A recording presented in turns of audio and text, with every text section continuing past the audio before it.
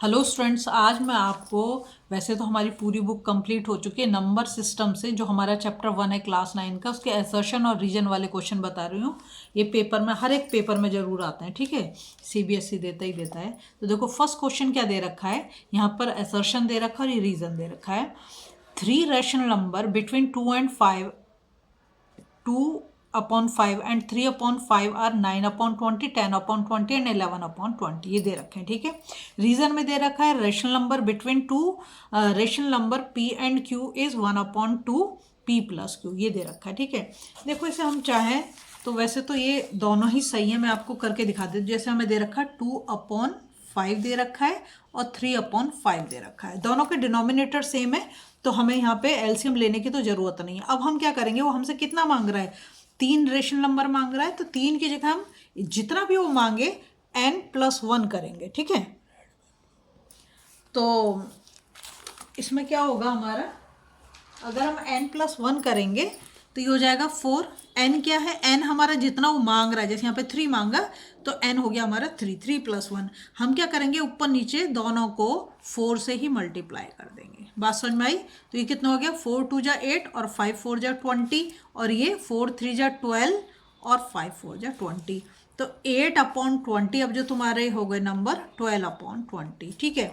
अब इसके बीच में हम क्या डाल सकते हैं, 9/20, 10/20 और 11/20, ये तीनों नंबर डाल सकते हैं, ठीक है। तो यही तो दे रखा है, 9/20, 10/20 और 11/20, यही दे रखा है, ठीक है। फिर वो कहता है rational number between two rational number P and Q is 1/2 P, बिल्कुल सही है। कैसे, देखो अगर इसको ही हम ले लें तो इसमें हमें पहला दे रखा है 2/5 और दूसरा नंबर हमारा कितना है 3/5। अगर इन दोनों के बीच में तो हमारा कहता है a प्लस, मतलब ये हो गया p प्लस क्यू और 1/2। तो जब हम इसको करेंगे तो पहले तो हम इसे अंदर 5/5 और ये 1/2, तो क्या हो गया 1 × 5 और 5 × 2, तो कितना आ गया 5/10, मतलब 1/2, ठीक है। अब इसको हम ले लेंगे तो क्या हो जाएगा हमारा, एक हमने ले लिया 2/5 और ये जो हमारा निकल के आएगा 5/10, इसको ले लिया। तो अब एलसीएम हमारा कितना हो गया 10, और 5 2 जा 10, 2 2 जा 4 प्लस 10 1 जा 10 और 1 5 जा 5, ठीक है। तो 9/10 हो गया ये। समझ में आ रहा है आपको? अब ये तो हमारा हुआ ऐसे, और क्या है 1/2, और इसको हम 1/2 करेंगे तो कितना हो गया 9/20, मतलब पहला वाला निकल के आ गया हमारा। समझ में आया? तो ये हमारे दोनों ही ठीक हैं। अब देखो इसमें 4 ऑप्शन दिए रहेंगे आपको, जैसे लिख रखा है both assertion A and reason are true and reason R is a correct explanation of assertion, तो बिल्कुल सही है। तो इसमें हमारा जो आंसर करेक्ट होगा वो ए ऑप्शन हमारा करेक्ट हो जाएगा, ठीक है। अब दूसरा वाला देखो, यहाँ दे रखा है असर्शन और रीजन में। असर्शन दे रखा है √3 इज एन इरेशनल नंबर, और यहाँ पे दे रखा है square root of any positive integer which is not a perfect square is an irrational number. बहुत ध्यान से समझो, √3 एक इरेशनल नंबर है, हमें पता है, ठीक है।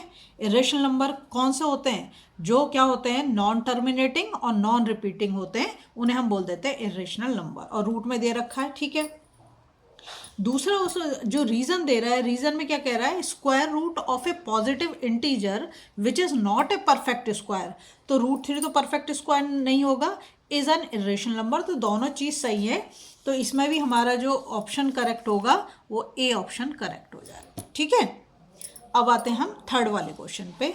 यहाँ पे कहता है E is an irrational number, ये आपने पढ़ा होगा, ई इरेशनल नंबर होता है और pi is an irrational number, दोनों ही इरेशनल नंबर हैं, दोनों के दोनों इरेशनल नंबर हैं, लेकिन ये इसका रीज़न है नहीं, ये इसका रीज़न नहीं। अब देखो यहाँ पे हमें जो 4 ऑप्शन दे रखे हैं, यहाँ दे रखा है पहला वाला both assertion and reason are true, ये दोनों ही ट्रू हैं, असर्शन भी ट्रू है, रीज़न भी ट्रू है, इज ए और and reason R is correct explanation of assertion, वो नहीं है, ठीक है। यहाँ पे लिखा है both assertion and reason are true, तो दोनों ट्रू है, असर्शन भी रीजन भी, but reason is not a correct explanation of assertion, तो हमारा बी ऑप्शन करेक्ट हो गया इसमें, क्योंकि इसका करेक्ट एक्सप्लेनेशन नहीं है, करेक्ट। अब हम गए नेक्स्ट क्वेश्चन पर, तो यहाँ पर दे रखा है √3 इज एन इरेशनल नंबर, ठीक है। √3 the sum of a rational number and an irrational number is a irrational number. क्या बोला उसने, √3 क्या है, एक इरेशनल नंबर है, और the sum of a rational number and an irrational number is an irrational number. तो ये भी हमारा सही नहीं है, जो इसमें जो रीज़न दिया है वो हमारा सही नहीं है, ठीक है। तो अब हम क्या करेंगे, ये हो गया हमारा 4th वाला क्वेश्चन, है ना। तो देखो यहाँ पर जो हमें दे रखा है, इसमें क्या दे रखा है, both assertion and reason are true and reason R is the correct explanation of the assertion, वो तो है नहीं, ठीक है। दूसरा दे रखा both assertion and reason are true, दोनों ट्रू हैं, but reason is not a correct explanation of assertion A. तो ये हमारा बी वाला ऑप्शन जो है वो हमारा करेक्ट है, समझे। नेक्स्ट दे रखा है assertion √2 is an irrational number. ये हम सब अच्छे से जानते हैं, फर्स्ट चैप्टर हमने करके दिखाया कि √2 कैसे इरेशनल नंबर है, ठीक है। P/Q की फॉर्म में हम उसे डाल के तब करते हैं, हम मेरे चैनल पे आपको मिल जाएंगे। फिर क्या दे रखा है, decimal expansion of √2 is non terminating और नॉन रिकरिंग। अभी मैंने पहले क्वेश्चन में आपको बोला था कि इरेशनल नंबर कौन होते हैं, जो नॉन टर्मिनेटिंग होते हैं और नॉन रिकरिंग होते हैं।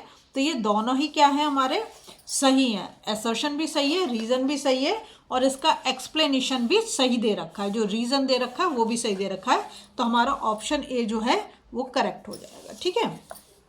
अब ऐसे हम 6 क्वेश्चन पे, यहाँ पे दे रखा sum of any 2 irrational number is an irrational number. उसने बोला कि अगर 2 इरेशनल नंबर का हम सम करें तो उसका जो आंसर आएगा वो क्या आएगा, एक इरेशनल नंबर ही आएगा, ठीक है। अब यहाँ पे दे रखा है there are 2 rational number whose sum is a rational number. यहाँ पे क्या बोल रहा है कि 2 इरेशनल नंबर का सम क्या होगा, रेशनल नंबर होगा। यहाँ पे क्या बोल रहा है कि इरेशनल नंबर होगा, ठीक है। अब हमें इसमें 4 ऑप्शन जो दे रखे हैं उस पर हम जाएंगे।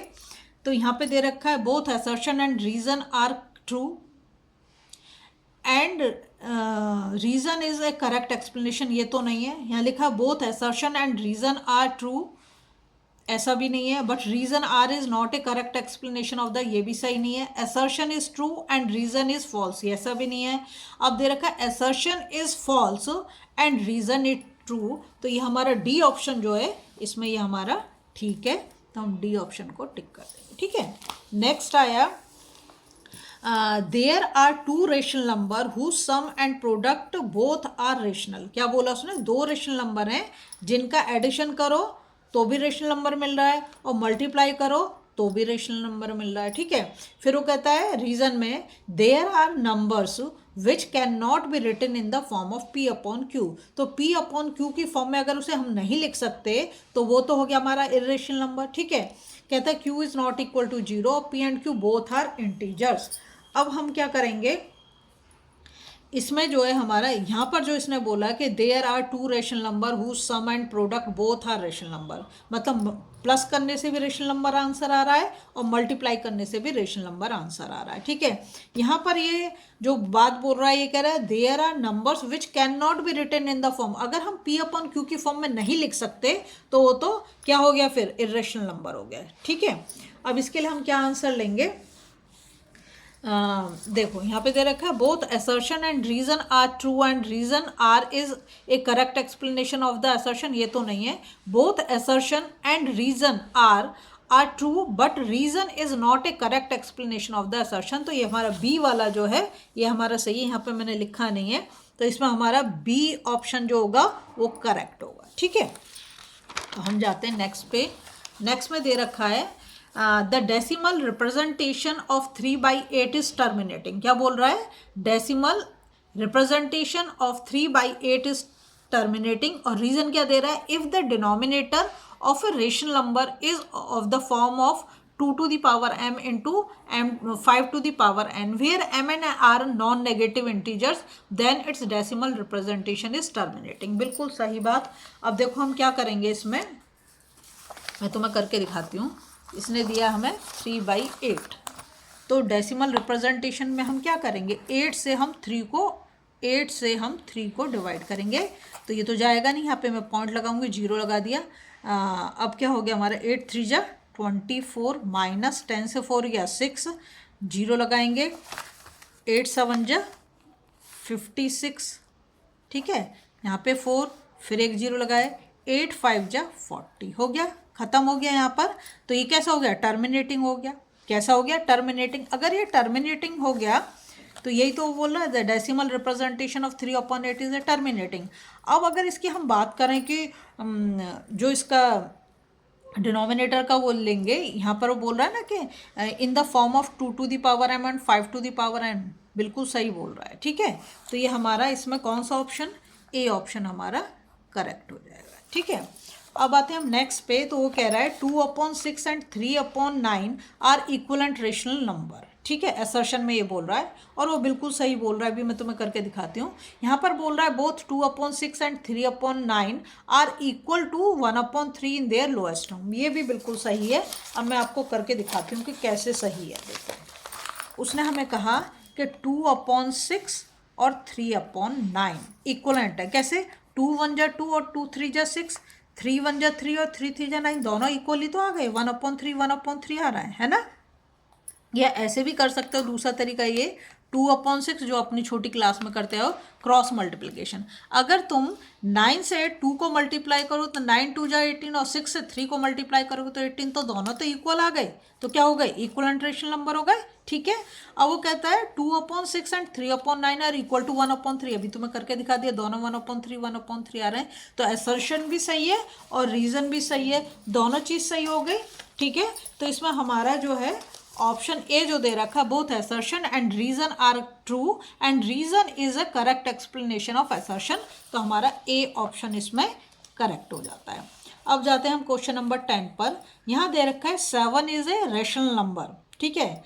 The square root of all positive integer are irrational, ये बिल्कुल गलत है। जो रीजन दे रखा है बिल्कुल गलत है, असर्शन बिल्कुल सही है, ठीक है। तो अब हम इसमें क्या करेंगे, देखो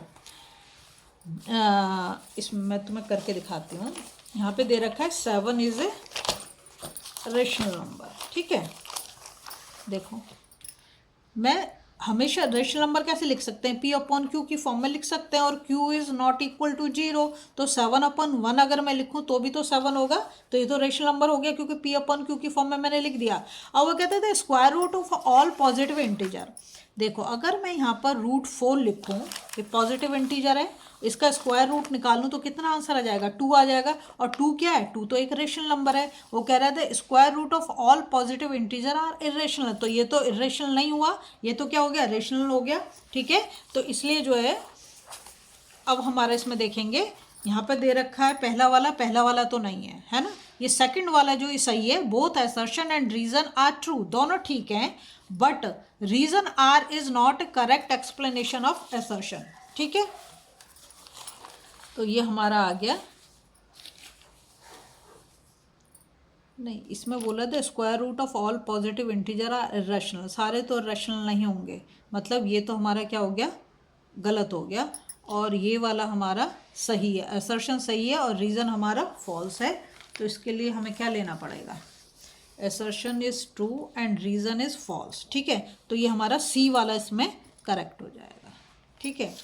नेक्स्ट है, यहाँ दे रखा है 13 to the power 5 और 13 square is equal to 13 to the power 7 if a is greater than 0 be real number and m and n be rational number, then a to the power m upon a to the power n is equal to a to the power m minus n। देखो, ये वाला जो reason तो दे रखा है, ये statement correct है, लेकिन ये जो है हमारा ये फॉल्स है। कैसे, अब मैं तुम्हें दिखाती हूँ कि अगर हमारा जैसे यहाँ पे दे रखा है 13 to the power 5 upon 13 to the power 2, हमारा बेस सेम है और किस में है, डिवीज़न में, तो हम क्या करेंगे, पावर को माइनस करेंगे ना, ऐसे लिखेंगे 13 to the power 5 minus 2, तो कितना आना चाहिए, 13 to the power 3 आना चाहिए। लेकिन यहाँ पे क्या कर दिया, ऐड कर दिया। ऐड हम कब करते हैं, मल्टीप्लिकेशन में। अगर ये ऐसे होता 30 to the power 5 और 13 to the power 2, तो हम इसको पावर को ऐड करते, पर यहाँ पे तो डिवीज़न में दे रखा, मल्टीप्लिकेशन में नहीं दे रखा, तो इसका मतलब तो क्या हो गया, ये तो गलत हो गया, हमारा असर्शन क्या हो गया,